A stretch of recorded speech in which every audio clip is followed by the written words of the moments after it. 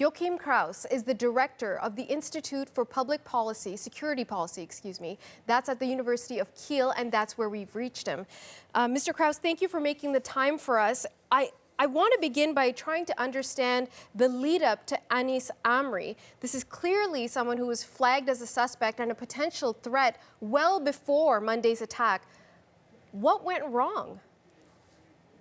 Yeah, a lot of things went wrong. You know, he was under surveillance by the federal agency, criminal agency, and they had to stop this surveillance because there are time limits to the surveillance. He also was suspect to deportation to Tunisia, but due to our very complicated legal framework, it's hardly impossible to bring out people to deport people who are no longer allowed to stay in Germany. So there's a lot of things that went wrong in Germany, and currently the debate is who is responsible? Are these the authorities responsible, or is it the legal framework within which they operate? And it seems to me that the legal framework, as complicated as it is, and for instance, very strongly oriented towards protecting the privacy of citizens, might turn out to be the main problem here. Well, you hit on a point there, because this is the ongoing issue in public security versus personal privacy and managing personal civil liberties.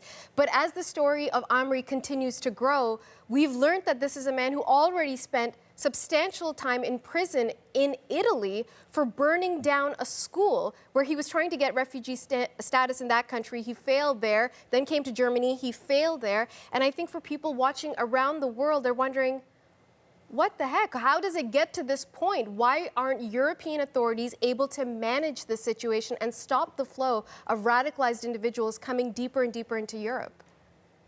Yeah, this is an issue. First of all, you know, not all data are being shared among authorities, both within Germany, both within Italy, and also on a European scale. There are a lot of attempts to improve the sharing of data. Partly this is a technical problem, but partly it is a legal problem, because there are so many regulations preventing authorities from sharing data. So this is one of the main problems. The other problem is the sheer number of immigrants that are getting into Italy, into Greece, or into Germany. Just the sheer number is very high, and it often authorities are overburdened by the sheer numbers. So the police carried out a series of raids in Berlin overnight. There's also been raids earlier in the week in Brussels, another hotspot for radicalization. But to your mind, it's already too little, too late. Why is that? I would not say it's too little, too late, but it's time for a big review of the way we handle the current Islamic jihadist terrorism problem. I think our political class is not aware of how big the dangers are, how big the risks are, and that we need a new balance between privacy laws and the empowerment of law enforcement organizations.